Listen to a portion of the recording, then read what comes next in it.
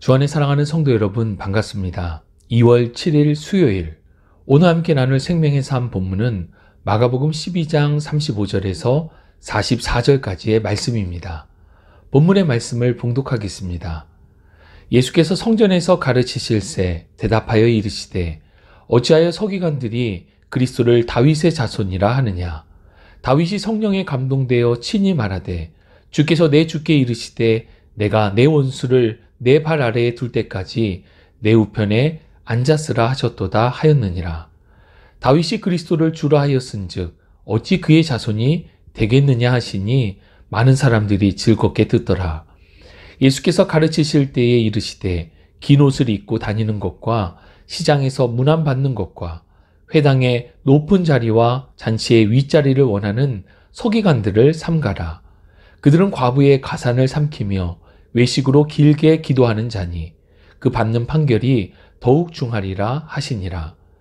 예수께서 헌금함을 대하여 앉으사 무리가 어떻게 헌금함에 돈 넣는가를 보실새 여러 부자는 많이 넣는데 한 가난한 과부는 와서 2렙돈 곧 한 고드란트를 넣는지라. 예수께서 제자들을 불러다가 이르시되 내가 진실로 너희에게 이르노니 이 가난한 과부는 헌금함에 넣는 모든 사람보다 많이 넣었도다. 그들은 다 그 풍족한 중에서 넣었거니와 이 과부는 그 가난한 중에서 자기의 모든 소유 곧 생활비 전부를 넣었느니라 하시니라. 아멘. 예수님은 예루살렘의 종교 지도자들에게 계속된 견제를 받으셨습니다. 이미 그들은 예수님을 잡아 죽이겠다라고 하는 공통된 목표를 가지고 있었습니다. 단지 예수님을 어떤 방법으로 잡아 죽일지를 고민하고 있었을 뿐입니다. 그래서 그들은 예수님께 질문을 쏟아내기 시작합니다. 그들이 생각하기에 답변이 곤란하다라고 여겨지는 질문을 돌아가면서 예수님께 하였던 것입니다. 이는 예수님께서 답변하시는 내용 중에 문제가 될 만하다고 여겨지는 부분이 있다면 이를 꼬투리 잡아 신성모독과 같은 죄를 예수님께 덮어쓰기 위한 전략이었습니다. 그들은 예수님의 권위가 어디로부터 오는지 질문했고 로마의 황제 가이사에게 세금을 바치는 것이 옳은지에 대해 질문했습니다. 또 부활과 관련된 질문, 계명의 핵심과 관련한 질문 등 계속해서 예수님께 질문을 합니다. 마지막 계명과 관련된 질문을 제외하고는 모두 예수님을 함정에 빠뜨리기 위한 함정 질문들이었습니다. 그러나 예수님은 빈틈이 없으셨습니다. 예수님의 지혜로운 답변에 그들 모두는 할 말을 잃었습니다. 그리고 앞선 34절을 보면 이제 예루살렘의 종교 지도자들 중 더 이상 예수님께 질문을 하는 자가 없었습니다. 이것은 함정 질문으로는 예수님을 이길 수 없다는 무조건적인 항복을 의미합니다. 이렇게 계속해서 질문을 받으셨던 예수님이 성전에서 말씀을 가르치시며 이번에는 반대로 질문을 하십니다. 질문의 내용은 이렇습니다. 성경학자인 서기관들은 오실 그리스도가 다윗의 자손이라고 가르치는데 그것이 맞느냐라는 질문입니다. 그리스도께서 다윗의 자손으로 오신다는 것은 서기관들만의 주장이 아닙니다. 사무엘하 7장을 비롯한 구약의 여러 많은 부분에서 다윗의 후손으로 그리스도가 왕으로 또 구원자로 오실 것을 예언하고 있기 때문입니다. 예수님은 서기관들이 이것을 백성들에게 가르치고 있는 부분을 확인 질문하신 것입니다. 그리고 이어 말씀하시기를 시편 110편 1절에 기록된 말씀을 인용해서 다시 질문하십니다. 다윗은 시편에 고백하기를 그리스도를 주님이라고 고백하고 있는데 다윗의 후손으로 오실 이를 다윗이 어찌 보았고 또 후손에 대하여 어떻게 주님이라고 고백하고 있느냐라는 질문입니다. 이 질문에 모든 종교 지도자들은 당황했고 그 어느 누구도 답변을 할 수 없었습니다. 이 질문에 대한 답은 예수 그리스도 자신을 향하고 있습니다. 다윗의 후손으로 오신 예수님은 성령으로 잉태되어 여자의 후손으로 오셨고 예언한 그대로 베들레헴에서 나셨습니다. 또 예수님은 자신이 하나님의 아들 주 그리스도이심을 가르치시고 선포하셨습니다. 37절을 보면 백성들은 이러한 예수님의 말씀을 즐겁게 듣고 있었습니다. 할 말을 잃고 당황하는 종교 지도자들과는 대조되는 모습입니다. 예수 그리스도를 부인하는 종교 지도자들에게는 곤혹스러운 말씀이었지만 다윗의 자손 예수 그리스도를 고백하며 그 말씀을 듣는 사람들에게는 그것이 복음 그 자체였습니다. 이어 예수님은 서기관들을 삼가라 라고 말씀하시며 가르치셨습니다. 그들의 특징에 대해서 긴 옷을 입고 다니고 시장에서 문안받는 것과 회당의 높은 자리, 잔치의 상석을 좋아한다라고 예수님께서 말씀하셨습니다. 여기서 긴 옷은 흰 세마포 옷을 가리키는데 이 옷은 종교적인 책무를 수행할 때 입게 되어 있습니다. 그런데 서기관들은 일상 속에서 시장을 갈 때에도 그 옷을 입고 다녔습니다. 이를 통해서 자기가 누구인지를 드러내고 사람들의 시선 끄는 것을 좋아했기 때문입니다.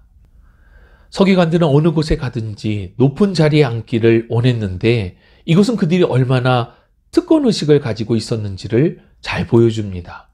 그들은 과부와 같이 약한 자들을 무시하며 속여 돈을 빼앗기도 하였습니다. 또 기도를 할 때면 길게 기도하였다라고 말씀하는데 길게 기도하는 것 그 자체가 결코 나쁜 것은 아닙니다.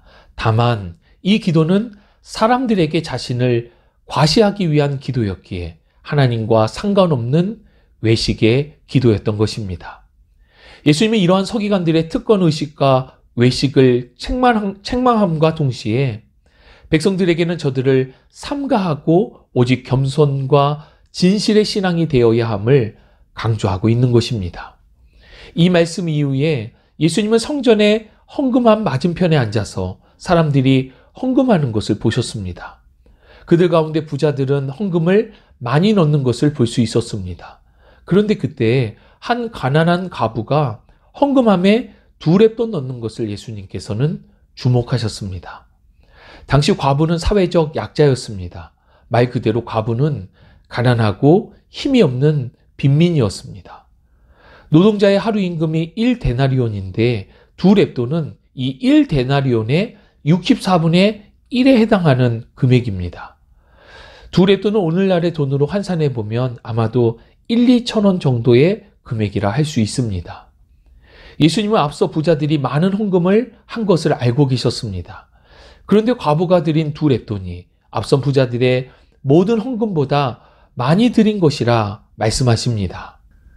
그 이유는 부자들은 풍족한 중에 일부를 넣은 것이고 이 과부는 가난한 중에 자신의 생활비 전부를 넣었기 때문임을 예수님께서 제자들에게 말씀해 주셨습니다. 주 안에 사랑하는 성도 여러분, 하나님의 말씀을 가르치고 길게 기도하며 거룩한 복장으로 다니는 서기관들은 외형적으로 보면 칭찬을 받아야 합니다. 그런데 예수님은 오히려 그들을 삼가하라 교훈하셨습니다. 서기관들의 복장은 거룩해 보였고 그들의 태도는 뭔가 다른 거룩의 모습이 있어 보였습니다. 복장만 딱 봐도 그들이 서기관임을 알 수 있을 정도로 구별되어 있었습니다. 그들은 또한 성경학자로서 성경을 연구하고 가르쳤으며 기도도 잘하고 또 길게 기도하였습니다. 그래서 사람들은 그런 서기관들을 특별히 대우하기도 하였습니다.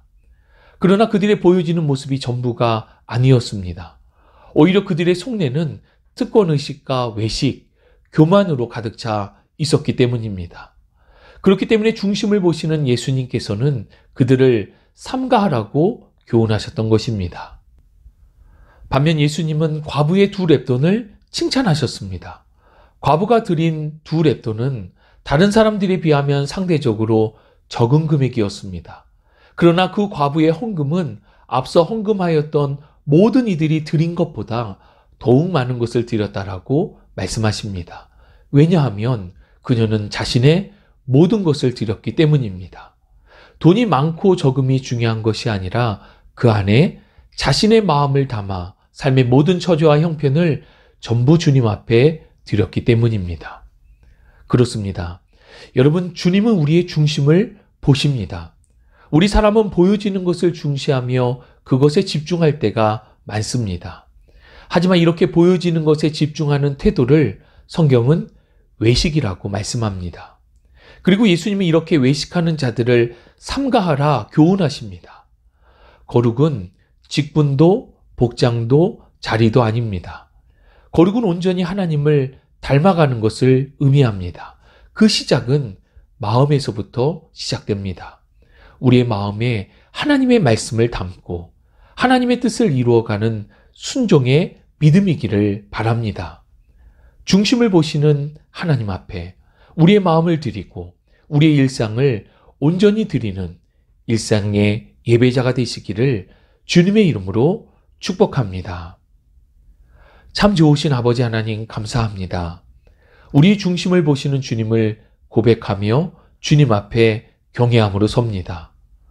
보여지는 것에 집중하는 외식이 아니라 영과 진리로 예배하는 자들을 찾으시는 주님의 말씀에 우리의 일상을 온전히 드릴 수 있기를 원합니다.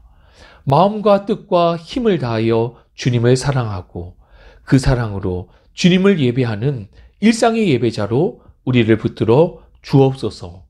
함께 하심을 믿고 감사드리며 우리 구주 예수 그리스도의 이름으로 기도합니다. 아멘.